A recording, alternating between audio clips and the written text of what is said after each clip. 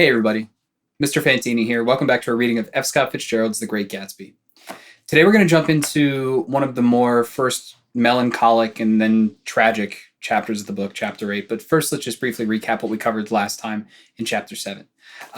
We read together the first couple pages of Chapter 7, which really kind of contains the climax of the novel. We established that it was set during the hottest day of the year and that these sort of underlying tensions beneath the relationships of our characters are threatening to boil over. The whole gang, Daisy, Tom, Nick, Jordan, and Gatsby, take a ride into New York City. They get a room in a hotel, just kind of awkwardly doing nothing. They can't really decide what they want to do. And that ultimately results in Tom kind of precipitating the argument between him and Gatsby over Daisy's future. Kind of very telling that they're kind of arguing between themselves about what Daisy is going to do. As you probably suspected from the beginning of the chapter, when Daisy's daughter comes out and meets Gatsby for the first time, Gatsby's dream of reattaining that sort of summer romance with Daisy from 5 years prior wasn't going to work out the way that he had hoped. Ultimately, Daisy does briefly say that she's going to leave Tom and be with Gatsby, but that's not enough for Gatsby. And ultimately what he not demands, but what he wants to hear her say is that she never loved Tom, which she can't bring herself to do, right? And by her admitting, even though she says she loves Gatsby now, admitting that she did love Tom is enough to kind of shatter Gatsby's dream of their future together. They'll never quite be able to reclaim what they had that summer 5 years ago, and that kind of ruins it all. If that weren't dramatic enough, on the drive home from New York City, as they're heading back to Long Island from the city, the car containing Tom, Nick, and Jordan come across an accident in the Valley of Ashes. And they stop and get out to find that Myrtle, Tom's mistress, has been hit and killed by a car in a hit and run. They briefly get out and talk to the police officer, and they talk to George and kind of console him. He's kind of crying hysterically. And they learn that it was Gatsby's car that struck and killed Myrtle. By the time they get back to Long Island, Nick is leaving Daisy's house and sees Gatsby kind of like creeping there in the darkness outside of Daisy's house. Through that conversation, he learns that it was in fact Daisy who was driving, who hit Myrtle and kept on moving. So there's this like confusion, this mistaken identity of who was driving the car and whose car it was. We'll leave all that off to the side for right now and jump into the morning after Chapter 8. Okay. Now, as usual, Fitzgerald likes to start this chapter with kind of a very lyrical, very kind of flowery description. And all this stuff is ultimately pretty important. It does tell us a lot about Gatsby's past, but I'm just going to give you a heads up right now that we're going to skip around a little bit as we read through the first couple pages of this chapter. My job is to get you started. Once we focus in on a couple of those key passages in those first couple pages, then you can go back and kind of finish reading all the pieces in between to get a more complete picture. But let's just establish some of that basic stuff together here, okay? So I'm opening up to Chapter 8, excuse me. In the beginning, Nick can't sleep all night. He's obviously very troubled about what's happened the night before. And so early in the morning, he wakes up and goes over to Gatsby's house, finds that he hasn't slept either. And that's sort of when they have this like heart-to-heart conversation where he learns a lot about Gatsby's past. It's also very interesting how Gatsby's house is described here. I'm going to skip past this in just a second, but I really love this passage here where it describes them wandering through his house looking for cigarettes. And he says, his house had never seemed so enormous to me as it did that night when we hunted through the great rooms for cigarettes. We pushed aside curtains that were like pavilions and felt over innumerable feet of dark wall for electric light switches. Once I tumbled with a sort of splash upon the keys of a ghostly piano. There was an inexplicable amount of dust everywhere, and the rooms were musty as though they hadn't been aired for many days. So the spell has kind of gone away. Gatsby's house is no longer, bright and charming and full of people and full of life. Now it seems completely empty. It seems dusty and musty, like the magic has gone, as Gatsby's dream has kind of died the day before. Nick tries to encourage Gatsby to to run away, to leave town for a few days, just in case the police come looking for him.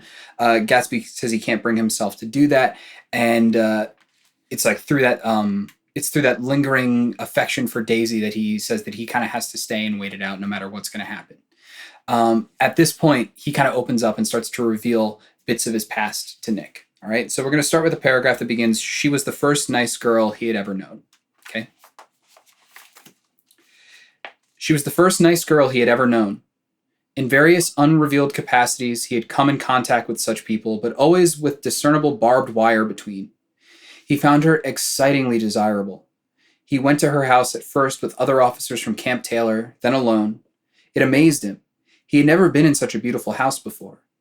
But what gave it an air of breathless intensity was that Daisy lived there. It was as casual a thing to her as his tent out at camp was to him. There was a right mystery about it, a hint of bedrooms upstairs more beautiful and cool than other bedrooms, of gay and radiant activities taking place through its corridors, and of romances that were not musty and laid away already in lavender, but fresh and breathing and redolent of the year's shining motor cars, and of dances whose flowers were scarcely withered. So this, by the way, is back in Louisville, Kentucky, where Daisy is from. And as we know, that's where they met when Gatsby had first enlisted in the army and had become sort of a young, charming officer. And it's describing his first kind of like meeting with Daisy and first time he's ever been in her house. Remember, he's just some poor nobody kid from North Dakota. He's never seen anything quite like this before. And that's what kind of leads him to not necessarily lie to Daisy, but kind of let her believe that he's something more in his estimation than what he actually is. All right. So I'm going to skip ahead a little bit. The paragraph that starts, "He might have despised himself." Okay. He might have despised himself, for he had certainly taken her under false pretenses.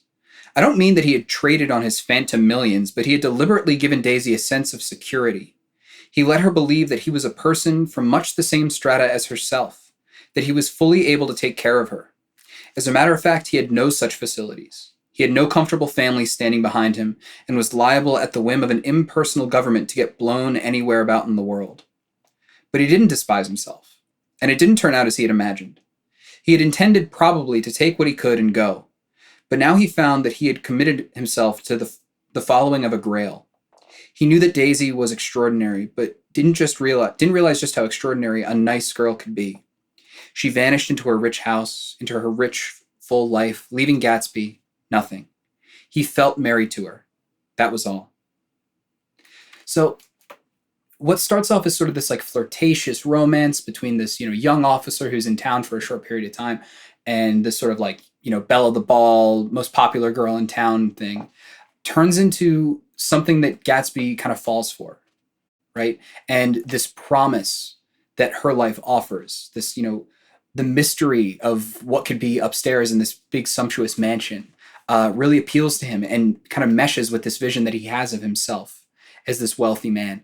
And he feels almost married to this idea of her, right? And I think that's very telling, right? Not married to her. He's not literally married to her, but he becomes married to this vision of who she is, who she might represent, and what their life might be, right?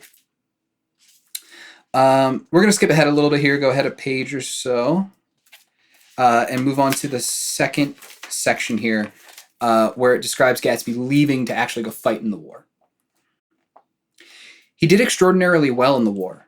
He was a captain before he went to the front, and following the Argonne battles, he got his majority and the command of a division of machine guns. After the armistice, he tried frantically to get home, but some complication or misunderstanding had sent him to Oxford instead. He was worried now. There was a quality of nervous despair in Daisy's letters. She didn't see why he couldn't come. She was feeling the pressure of the world outside, and she wanted to see him and feel his presence beside her and be reassured that she was doing the right thing after all. So we learned that Gatsby did actually wind up at Oxford at some point, but it was purely a clerical mistake by the army, right? And in fact, he hated his time there. He wanted to get out there as soon as he could because he wanted to get back to Daisy. And he could tell in her letters that she was getting tired of waiting for him, that the world around her, that her high society expected her to do something other than wait for this young, handsome officer that nobody had ever heard of before to come back from Europe. All right, let's skip ahead a little bit. This is the paragraph that begins, that force took shape. This is the force that's kind of like pushing Daisy to do what's expected of her. That force took shape in the middle of spring with the arrival of Tom Buchanan. There was a wholesome bulkiness about his person and his position, and Daisy was flattered. Doubtless, there was a certain struggle and a certain relief. The letter reached Gatsby while he was still at Oxford. So Gatsby, while trying desperately to get home to this woman, this vision of this woman that he's fallen in love with, after getting misdirected, sent to the wrong place, he gets the letter at Oxford that she's agreed to marry someone else. Right? We know that he tries very desperately to intercede to get there before the wedding goes off. You might remember Jordan's story back from I think that was chapter 4, where she recounts coming in to see Daisy right before her wedding and finding her drunk and disconsolate, wanting to call off the wedding, and holding a mysterious letter that is eventually, waterlogged and destroyed before she can read it.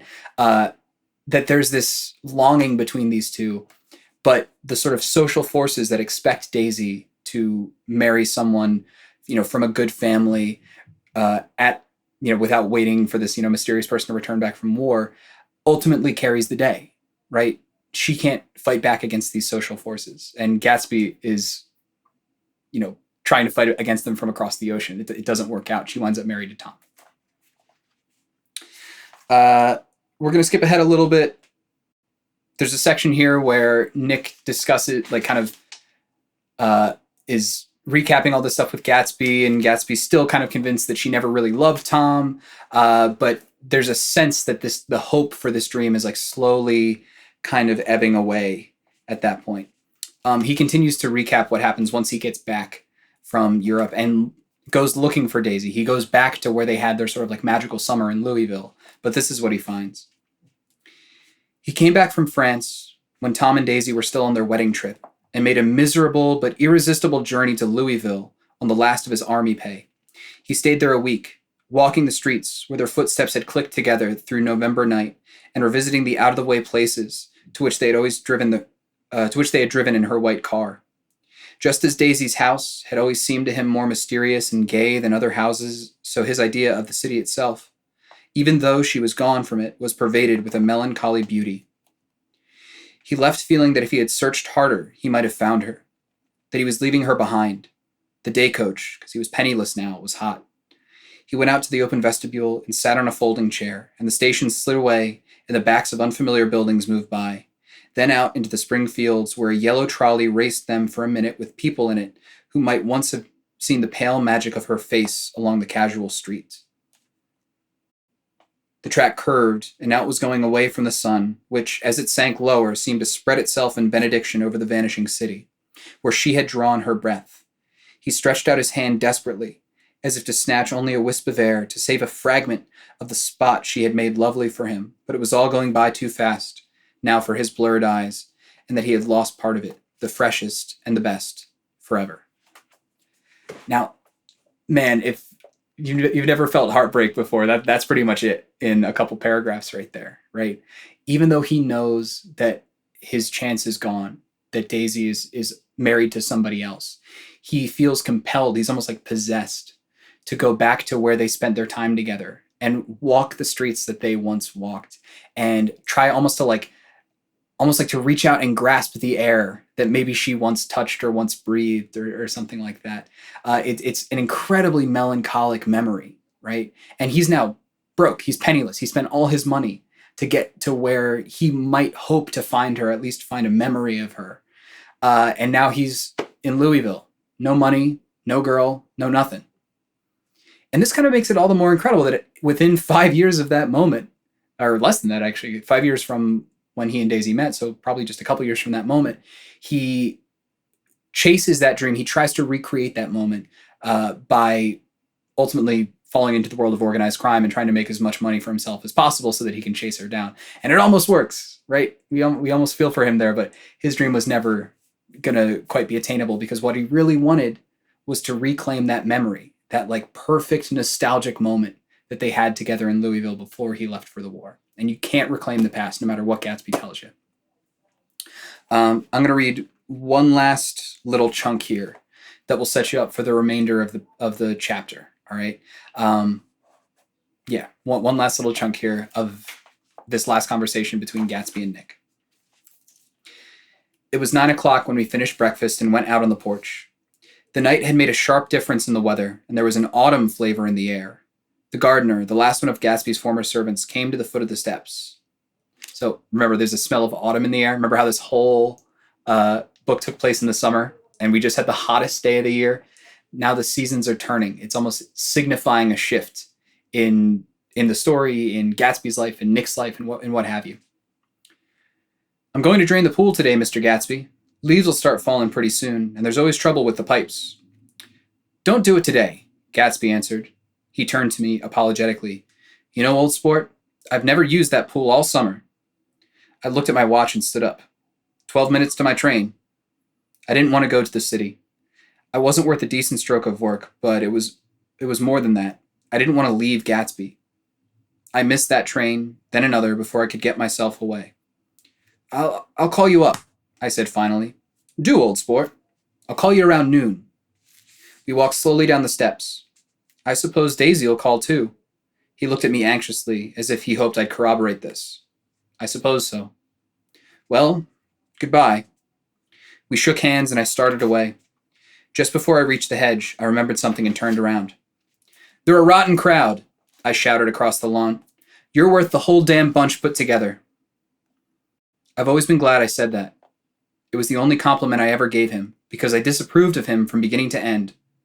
First, he nodded politely, and then his face broke into that radiant and understanding smile, as if we'd been in ecstatic cahoots on that fact the whole time. His gorgeous pink rag of a suit made a bright spot of color against the white steps, and I thought of the night when I first came to his ancestral home 3 months before. The lawn and drive had been crowded with faces of those who'd guessed at his corruption, and he stood on those steps concealing his incorruptible dream. He waved them goodbye. I thanked him for his hospitality. We were always thanking him for that, I and the others. Goodbye, I called Gatsby. I enjoyed breakfast, Gatsby.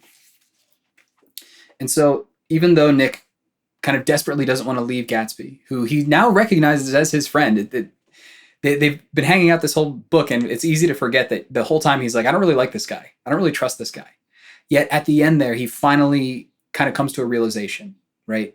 That Gatsby's sin, Gatsby's fatal flaw, what made him distasteful to Nick was his pursuit of this incorruptible dream of something pure, right? And Nick kind of realizes that, even though he never really achieved that dream, even though he never really could be this graceful, elegant person that he tried to be, that him at least believing in something, at least pursuing that dream, made him worth more than all these other people put together, all these people who were born into money, and even though they can effortlessly achieve these things, were shallow and mean and not really very good people all along, right? So it's not until this very last moment here where he comes around on Gatsby and says, you know what? You're not all bad. In fact, you're better than all them put together. Even though you've been trying so hard to be them, you're better than they are. And that he gives us one last kind of trademark big smile, right? Kind of breaks through this facade of class that he tries to put out of himself. And Nick goes off to work with the promise to call Gatsby later. I'll leave the rest of the chapter up to you, and we'll come back together one last time to talk about chapter 9, and then you'll be done this thing. All right. So enjoy this next chapter as best you can, and I'll look forward to talking to you then. All right. Take care.